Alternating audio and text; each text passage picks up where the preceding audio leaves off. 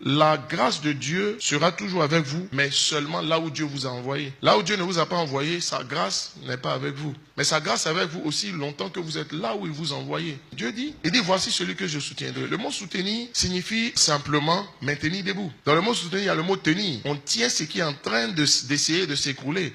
Il dit, il ne se découragera point et il ne se relâchera point. Ça signifie simplement que Dieu ne soutient que ceux qui ne se découragent pas. La vraie maturité spirituelle se voit dans la capacité d'une personne à rebondir après les coups durs de la vie. Chers amis, n'oubliez jamais une chose. Depuis le jour où Satan a été précipité sur la terre, les lois naturelles sont mélangées. Ça veut dire qu'il faut savoir que quand vous levez le matin, il y a plus de possibilités qu'un malheur vous arrive que de bonheur. C'est pour ça que Jésus va venir et Jésus va dire quelque chose d'assez important. Il dit ceci, il te sera fait selon ta foi. Il est en train de dire que tu vas recevoir ce que tu crois. Si tu as bien compris, ça veut dire que tu ne vas pas recevoir toujours tout ce que Dieu a prévu pour toi. Ceux qui commencent par dire ce que Dieu veut faire, il va faire. Tu sais quoi? Rien ne se passera. Ce que tu n'as pas encore reçu aujourd'hui, ce n'est pas ce que Satan te refuse. Chers amis, comprenez une chose. Dieu veut faire de grandes choses dans nos vies. Et il n'y a pas une seule personne dont Dieu a permis la naissance sans lui accorder une destinée, une vision. Il y a un rêve que Dieu a mis dans votre cœur. On n'est pas celui qui n'a pas de rêve. Il y a des qualités qui vont avec le rêve. Ce que vous n'avez pas encore eu aujourd'hui, c'est ce que vous n'avez pas encore rêvé. Tout est possible à celui qui croit.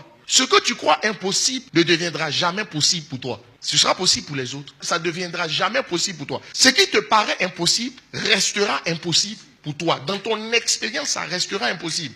Ça ne veut pas dire que ce n'est pas possible. Si tu empruntes un chemin sur lequel tu ne rencontres pas le diable face à face, c'est que ce n'est pas le chemin de Dieu. C'est le chemin de Satan lui-même. Et donc, entre ce que Dieu a dit sur vous et ce qui va se passer, la qualité ou les qualités essentielles qu'il faut avoir, c'est être violent. En Matthieu chapitre 11, verset 12, il est dit ceci. Depuis le temps de Jean-Baptiste jusqu'à présent, mais le jusqu'à présent, on est toujours dedans. Jean-Baptiste, c'est quoi? C'est le trait d'union entre l'ancienne alliance et la nouvelle alliance. Mais s'il y a trait d'union, c'est qu'il y a union quelque part. Nous sommes dans la nouvelle alliance. Donc le temps de Jean-Baptiste, c'est l'origine de notre repère. On dit le royaume de cieux est forcé. Ce sont les violents qui s'en emparent. Violent signifie les gens déterminés. Ceux qui n'abandonnent pas. Ceux qui se battent. Ceux qui croient jusqu'au bout. Ceux qui espèrent contre toute espérance. Frère, tout est possible à celui qui croit.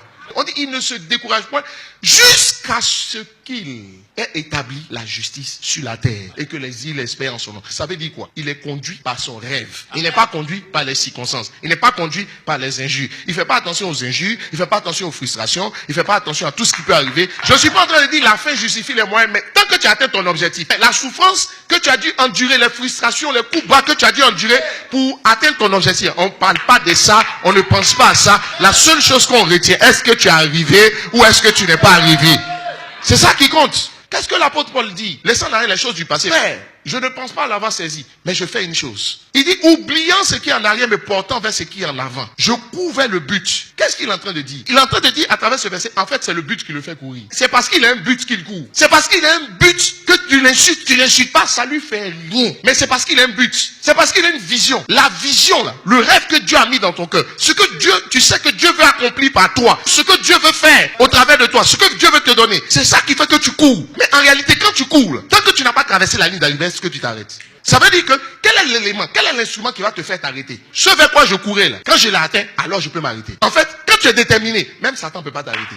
L'église est remplie de théoriciens. Des gens qui savent chanter que Dieu est bon quand il y a un miracle. Mais qui ne savent pas chanter que Dieu est bon quand il n'y a pas de miracle. Des gens qui savent chanter que Dieu est puissant quand il y a un oracle. Mais qui dénigrent Dieu quand il y a une débâcle. Mais ce que vous oubliez, c'est que ce sont ceux qui croient, malgré les déboires, qui finissent par voir la gloire de Dieu. Il dit, voici ce que je soutiens, Ésaïe 42, verset 4. Ceux qui ne se découragent même pas, point. Ce qui doit t'emmener à t'arrêter, là, c'est que tu as atteint ton objectif. C'est tout.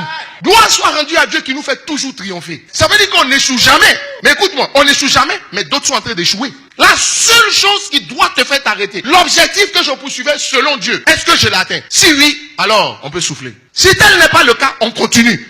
Si on a besoin de pleurer, on pleure. Mais on va essuyer nos larmes parce que l'objectif n'est pas atteint. On va aller jusqu'au bout.